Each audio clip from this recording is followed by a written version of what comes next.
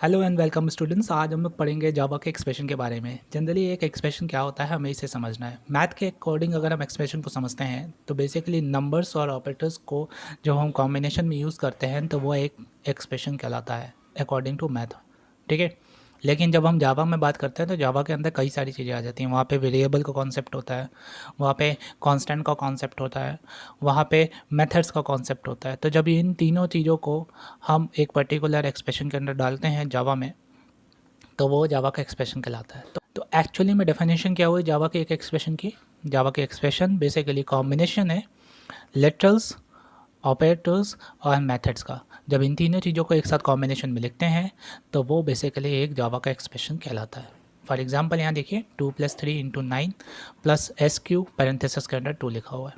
Normal expression में आपको दिख रहा होगा कि यहाँ पे नंबर्स और ऑपरेटर्स के साथ जोड़ा गया है, लेकिन आगे की तरफ आपको दिख रहा होगा +SQ पैरेंथेसिस के अंदर 2 लिखा हुआ है।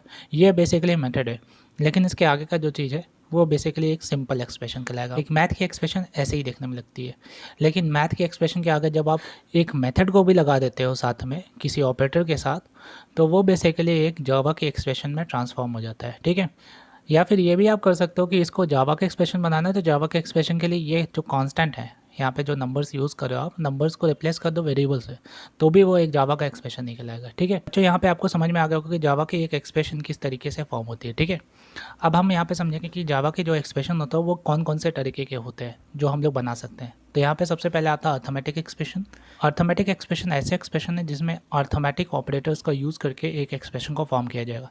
उस सिचुएशन में वो अर्थमेटिक एक्सप्रेशन कहलाएगा। ठीक है, फॉर एग्जाम्पल 2 × 3 + 9 ये लिखा हुआ है, ये एक्सप्रेशन जो है वो आपका अर्थमेटिक एक्सप्रेशन है। ठीक है, अब बच्चों यहाँ पे देखिए अर्थमेटिक एक्सप्रेशन के अंदर भी 3 तरीके के एक्सप्रेशंस हैं।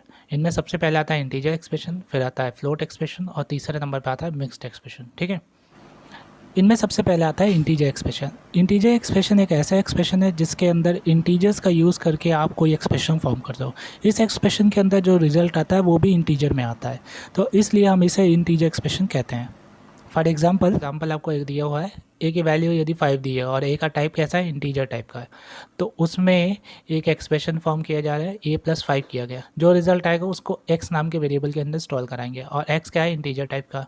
तो ऐसे तरीके के जो एक्सप्रेशन होंगे वो आपके इंटीजर एक्सप्रेशन कहलाएंगे, क्योंकि यहाँ पे इंटीजर वैल्यूज़ को दिया गया और इंटीजर वैल्यू ही आपको एक्सप्रेशन के अंदर से भी दी जा रही है। a + 5 किया गया है तो a क्या है, 5 है, 5 + 5 क्या हुआ, 10 हुआ, तो 10 इंटीजर टाइप का रिटर्न किया इस एक्सप्रेशन से।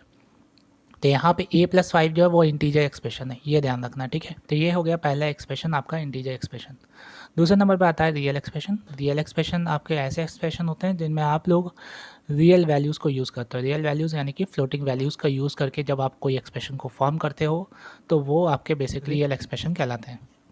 फॉर एग्जाम्पल नीचे देखिए a = 5 लिखा हुआ है और a का जो टाइप है वो फ्लोट टाइप है और आपने यहाँ पे एक एक्सप्रेशन बनाया है a + 5 और जो वैल्यू आएगी उस एक्सप्रेशन से वो आप x नाम के वेरिएबल के अंदर इंस्टॉल कर दोगे और x का डेटा टाइप कैसा है, फ्लोट टाइप का है। तो आपको ये ध्यान रखना है कि रियल एक्सप्रेशन में बेसिकली आपके फ्लोटिंग वैल्यूज़ काम करेंगी, वो भी अर्थमेटिक ऑपरेटर्स के साथ। ठीक है, अगले नंबर पे आता है मिक्स्ड एक्सप्रेशन। मिक्स्ड एक्सप्रेशन ऐसे एक्सप्रेशन है जब आप इंटीजर एक्सप्रेशन और रियल एक्सप्रेशन दोनों को एक साथ यूज़ करोगे एक ही जगह पे तो उन्हें हम मिक्स्ड एक्सप्रेशन कहेंगे। फॉर एग्जांपल नीचे देखिए a की वैल्यू दी है 5 और a का टाइप जो है इंटीजर टाइप का है, b एक वैल्यू दिया है 10.12, 10.12 जो है वो b का है वैल्यू। अब b कैसा है, फ्लोट टाइप का है और यहाँ पे मैंने नीचे एक एक्सप्रेशन बनाया a + b।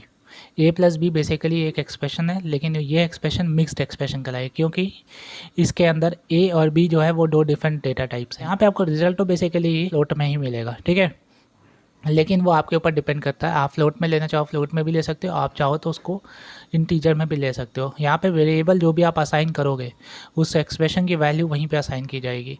ठीक है, उस वैल्यू को वहीं असाइन किया जाएगा उस डेटा टाइप के अकॉर्डिंग। फॉर एग्जांपल यहाँ पे x लिखा हुआ है, इंटीजर टाइप का है, तो x के अंदर जो भी इस एक्सप्रेशन से वैल्यू आएगी उसको इंटीजर में ही रखा जाएगा। जैसे अगर 15.12 आ रहा है कैलकुलेशन करके तो यहाँ पे 15 को सिर्फ रखा जाएगा।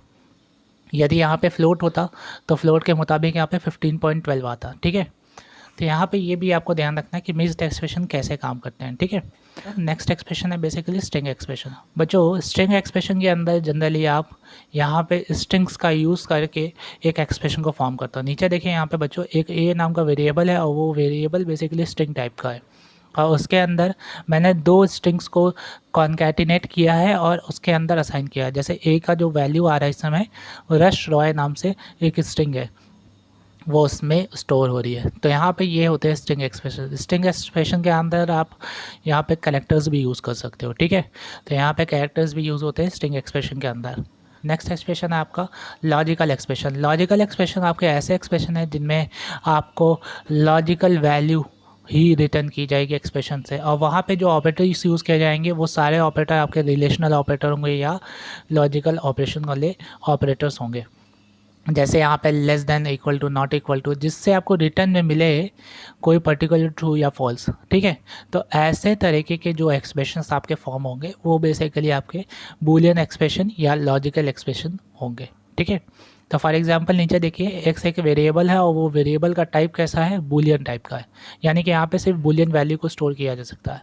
अब एक्स के अंदर असाइन क्या हो रहा है, एक्स के अंदर एक कंडीशन असाइन की जा रही है और ये जो कंडीशन है ना ये बेसिकली एक एक्सप्रेशन है। Right now 5 is less than 10 लिखा हुआ है, तो ये एक बेसिकली कंडीशन तो है लेकिन राइट नाउ ये एक एक्सप्रेशन भी है, ठीक है।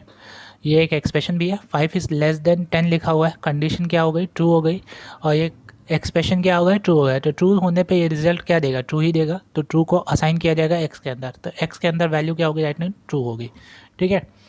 तो ऐसे तरीके के जो भी एक्सप्रेशन आप फॉर्म करोगे जब आप रिलेशनल ऑपरेटर्स और लॉजिकल ऑपरेटर्स को यूज़ करके कोई एक्सप्रेशन को फॉर्म करते हो तो वो आपके बेसिकली एक बूलियन एक्सप्रेशन या फिर लॉजिकल एक्सप्रेशन कहलाएंगे, ठीक है। तो आई होप कि यहाँ पे आपको समझ में आया होगा कि एक्सप्रेशंस क्या होते हैं।